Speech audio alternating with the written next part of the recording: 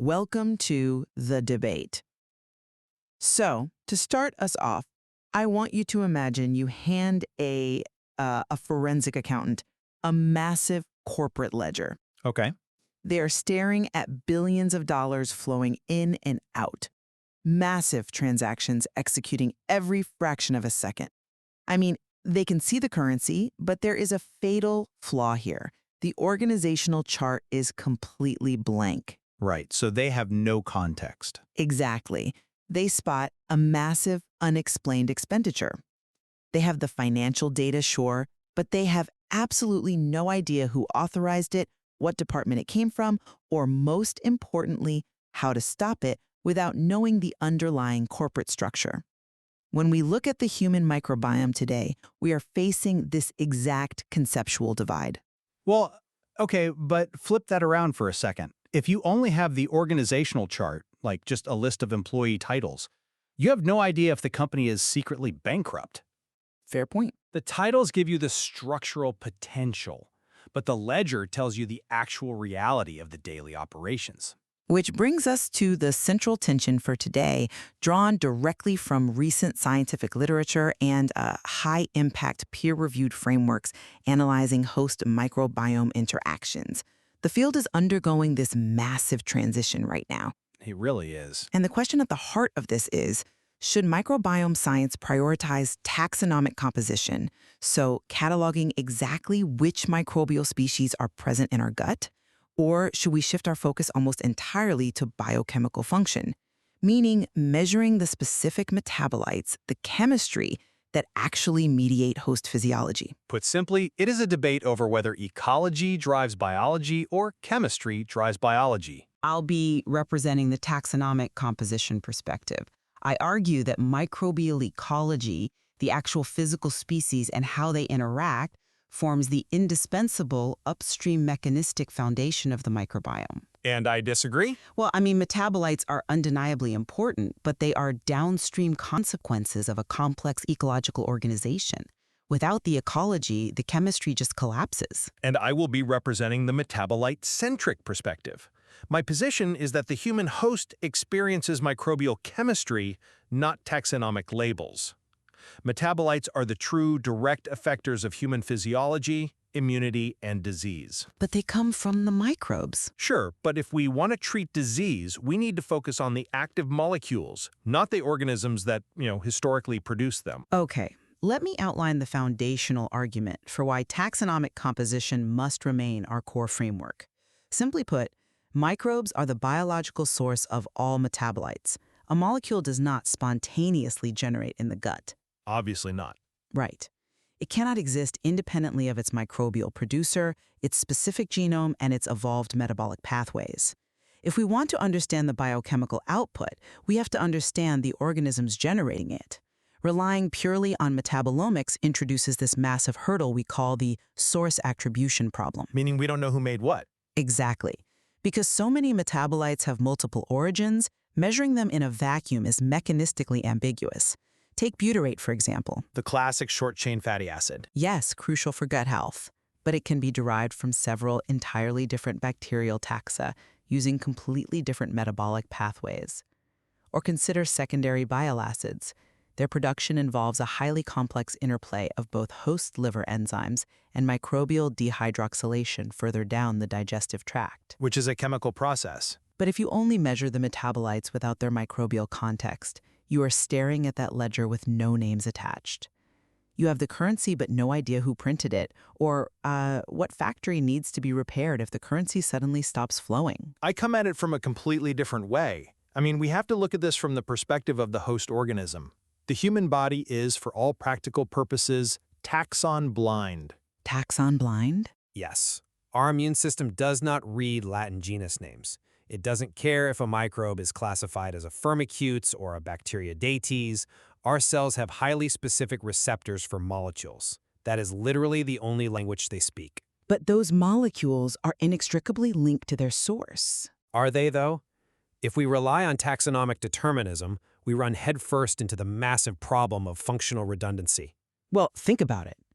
Two individuals can have completely different microbiomes, taxonomically different species, totally different ecological networks, yet present nearly identical short-chain fatty acid profiles. If the chemistry hitting the human intestinal wall is the same, the host's physiological response is the same. I see where you're going, but Relying on taxonomic cataloging is scientifically imprecise when the functional molecular output is what actually triggers the human body.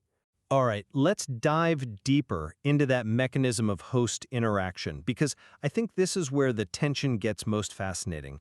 You're arguing that this is a pure chemical dialogue, entirely bypassing the need for ecological context. exactly. How exactly are you viewing this molecular signaling? Let's unpack the actual mechanics of it. It doesn't just bypass the ecology, it defines the entire interaction. Let's look at the biochemical cascades, specifically tryptophan metabolism. When you eat protein, gut commensal bacteria convert dietary tryptophan into indole derivatives. Right. One of these is indole 3-propionic acid, or IPA. Now think of the aryl hydrocarbon receptor, or AHR, like a highly sensitive biological alarm system embedded right in your intestinal walls. IPA is the exact molecular key that fits into that AHR lock. And when that lock turns, it sets off a massive restorative cascade. When IPA activates AHR, it physically signals the host DNA to upregulate the transcription of interleukin-22. Which drives healing. Yes, that specific cytokine drives the regeneration of the mucosal lining and stimulates the release of antimicrobial peptides. The host tissue doesn't pause to ask if a lactobacillus or a bifidobacterium produced the IPA. The biology operates entirely on the fact that the AHR receptor was activated. Okay, the signaling cascade is elegant, absolutely. I won't deny that. But it still requires the factory to produce the key. But the keys are doing far more complex work than we ever imagined. Look at short-chain fatty acids like butyrate and propionate.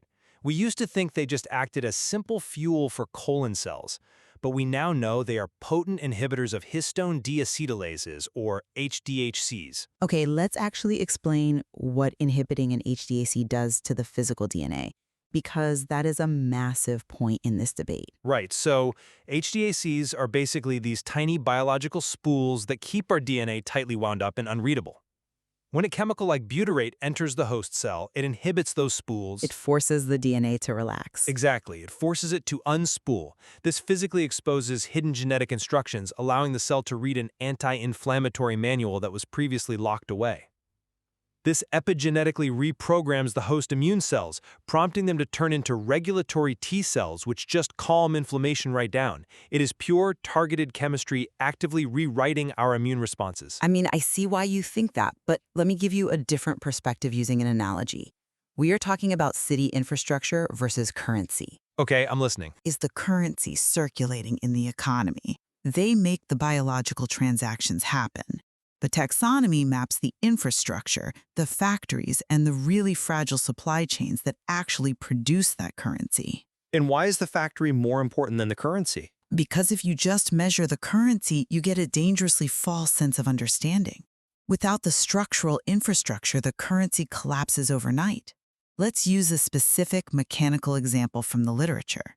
Lachnoclostridium symbiosum. A well-known bug. Right, a key butyrate-producing bacterium. You might look at a patient's gut, see healthy butyrate levels, and assume everything is totally fine. But here is the catch about Lachnoclostridium. It cannot actually ferment complex inulin fibers to generate that butyrate on its own. Ah, It is basically a factory missing half its machinery. so it relies on a cross-feeding network. Exactly. It requires syntrophy. It is entirely metabolically dependent on the presence of other microbes like Escherichia coli or Bifidobacterium to do the initial breakdown of the fibers. Okay, but Imagine an assembly line where worker A breaks down the raw steel and worker B builds the engine. If you only measure the final car rolling off the line, the butyrate, you have no idea that worker A, the Bifidobacterium, is slowly dying off due to a dietary shift. I see. If you don't track the taxonomic infrastructure, you won't realize your butyrate production is about to crash until the biological economy is already in a total depression. The ecological structure is the upstream causal architecture. That's a very compelling argument, but have you considered the reliability of that infrastructure? If we want to talk about predicting a crash, we need to talk about information theory applied to the microbiome. You argue that taxonomy gives us the blueprint of the factory, but the data shows us that taxonomic identity is incredibly volatile. Volatile in what sense? I mean, a species is a species. But microbial identity simply doesn't guarantee function. This is where we have to talk about the hidden pangenome of bacteria. If you think of a bacterial genome as a tool belt, there are core genes that every member of the species has, things needed for basic survival. Sure. But there is also a highly fluid accessory genome. These are genes that bacteria trade back and forth like trading cards. Horizontal gene transfer. Right. In a massive species-wide analysis of E. coli, researchers found that a staggering 85% of E. coli strains rely on these rare, traded accessory genes to bypass the loss of their core metabolic machinery. Wow, 85%? 85%. Historically, we dismiss these accessory genes as just evolutionary byproducts, but they're actually essential for survival in specific host microenvironments. So, if a clinician sequences a patient's gut and says, the infrastructure is intact, we have E. coli, they actually have no idea what metabolic tools that specific strain is currently carrying. So, I'm sorry, but your organizational chart basically lied to you. Well, okay, I'm not convinced by that line of reasoning for two reasons. First, taxonomic tracking doesn't stop at the species level anymore. We are increasingly tracking at the strain level, but more importantly, you are ignoring the reverse problem, functional divergence. Meaning the exact same organism doing completely different things? Yes, you're arguing that different organisms can make the same molecule, but the exact same taxonomic community can produce radically different, sometimes fatal metabolites based purely on slight shifts in the local environment. Give me an example. Let's look at the mechanics of the pH shift. If you eat a lot of dietary fiber, rapid fermentation by your gut bacteria drops the local pH, making the colon slightly acidic. Which is generally considered a healthy state. Right? Because this acidic environment alters the stoichiometry of butyrate formation. It prompts bacteria and the Firmicutes phylum to massively increase their uptake of acetate, shifting their assembly line to churn out massive amounts of healing butyrate. Okay, that's chemistry at work. But wait, if those carbohydrates run out, that exact same taxonomic community doesn't just stop working. It shifts its metabolism toward protein fermentation. Suddenly, the factory that was producing butyrate is now producing toxic branch-chain fatty acids and hydrogen sulfide, which damages the gut lining. Which proves? It proves that while chemical function fluctuates wildly, knowing the organism's presence tells us the absolute potential of the system. But let's pause there, because doesn't that prove my point entirely? If the same bacterial factory can produce a healing molecule on Monday and a toxic gas on Tuesday just because the pH changed, then tracking the factory is virtually useless for precision medicine. You have to track the metabolite. Not when extreme taxonomic specificity is required for survival, particularly in disease states. What do you mean? Let's look at the oncology data because this goes far beyond simple digestion. In non-small cell lung cancer, the commensal bacterium Akkermansia muciniphila is a known biomarker for a positive clinical response to PD-1 blockade immunotherapy. Right, a huge discovery. But it gets incredibly specific. High-resolution genomic profiling shows the genus is divided into distinct phylogroups. Different branches of the same microbial family. Exactly. And only very specific phylogroups, known as AMI and AMI2, actually predict whether a patient's tumor will shrink in response to the immunotherapy. Other closely related phylogroups sitting right next to them in the gut do absolutely nothing. And why is that? I mean, it almost certainly comes down to a specific molecular output that those substrains are producing. Actually, it comes down to microbial structural biology. It is linked to strain-specific outer membrane proteins and extracellular vesicles. The host immune system is physically interacting with the structural identity of the microbe itself, its actual surface antigens. But those are just molecules too. These are complex physical structures embedded in the living cell wall that stimulate host T-cell immune responses. You cannot reduce that to a simple metabolic currency floating in a fluid suspension. The physical, living organism absolutely matters. Look, I will concede that surface antigens are a physical structural property of the microbe. But if we break down how they actually work, I would argue they act exactly like metabolites. How so? They are molecular keys fitting into host immune locks, specifically toll-like receptors. Whether the molecule is a fatty acid floating freely or a protein tethered to a bacterial wall, the host cell only knows that a chemical bond has been made. It is still, fundamentally, a biochemical interaction. If we accept your premise that the physical organism is just a delivery vehicle for chemistry, it completely ignores how these systems evolve together over time and how we actually treat patients in the clinic today. Evolve together how?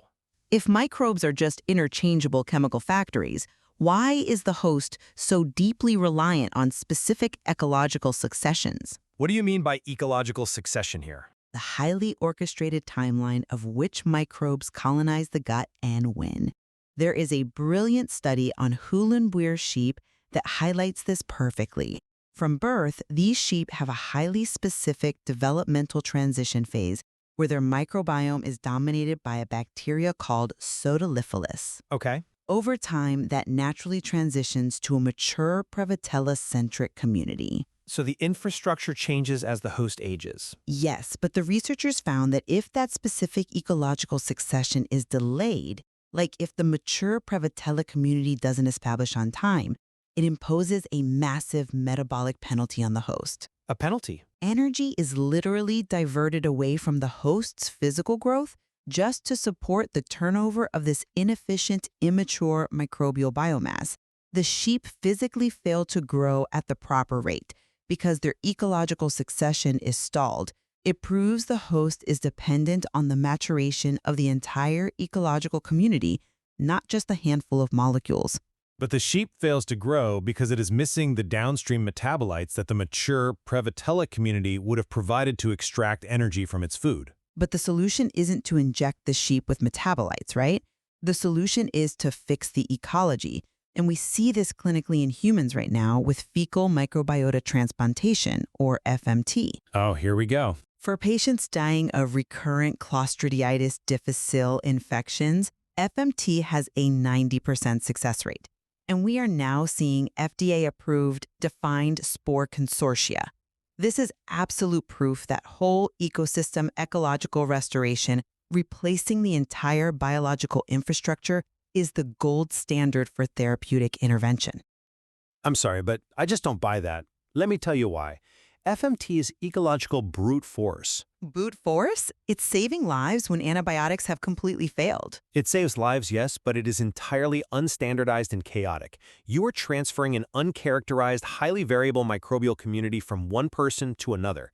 It carries the massive risk of transmitting undetected pathogens or transferring an ecological network that might trigger a different autoimmune issue down the line. That's why we screen donors rigorously. But the very fact that the field is desperately trying to move toward defined consortia where we isolate specific spores proves that we actually want to control the exact molecules being produced.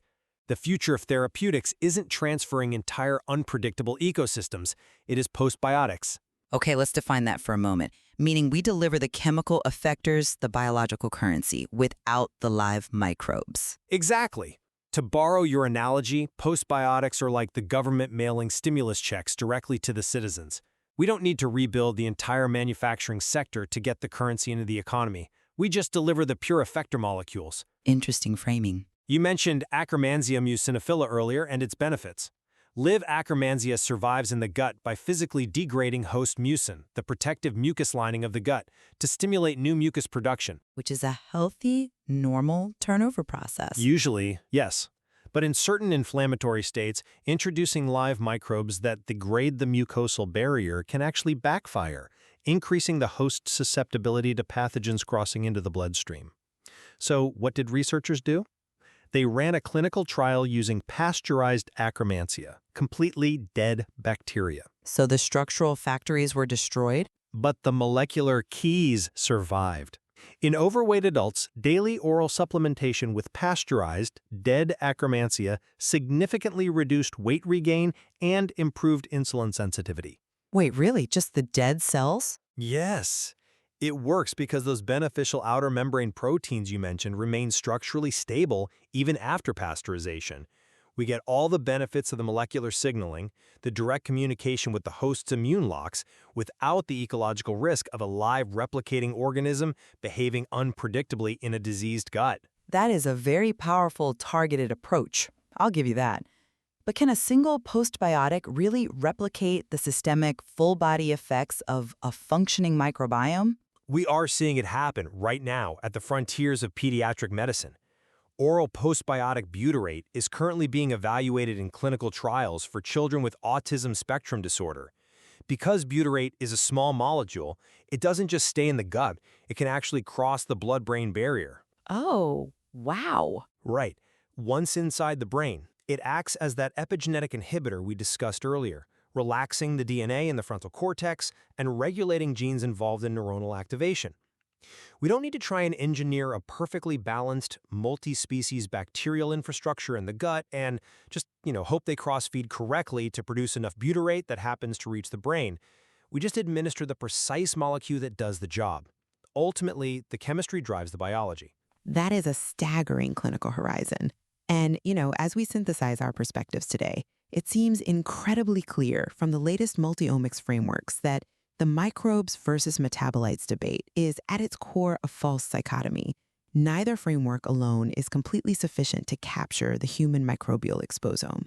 I would strongly agree with that. The most sophisticated computational models today don't force us to choose between them. They actively integrate them. Right? The emerging consensus suggests a layered resolution. Taxonomy acts as the ecological blueprint. It is the structural container, the hardware, and the genetic reservoir of the ecosystem. Meanwhile, metabolomics provides the dynamic operational software, the active biochemical output that actually interfaces with the host's cellular machinery. Software and hardware. Exactly. To understand the system, you absolutely need both. Completely agree. Though I suspect we will continue to see a massive productive tension over where the future of precision medicine should invest its primary resources. Do we invest billions in highly defined taxonomic consortia like live biotherapeutic products designed to carefully reconstruct the ecological factories, or do we bypass the ecology entirely and invest in molecularly precise, highly stable postbiotics, delivering the stimulus checks directly to the cells? And that remains the crucial clinical frontier. When we step back and reflect on the profound complexity of the human microbiome, it really is deeply fascinating. Whether we view ourselves as a habitat carefully managing an evolving, living ecosystem of trillions of organisms, or as a highly calibrated biochemical receptor network bathed in an ocean of microbial chemistry, the sheer plasticity of this system is awe-inspiring. It truly is. We are interacting with an entire hidden world inside us, and we are really just now learning how to read the complex molecular language it uses to speak to our own cells.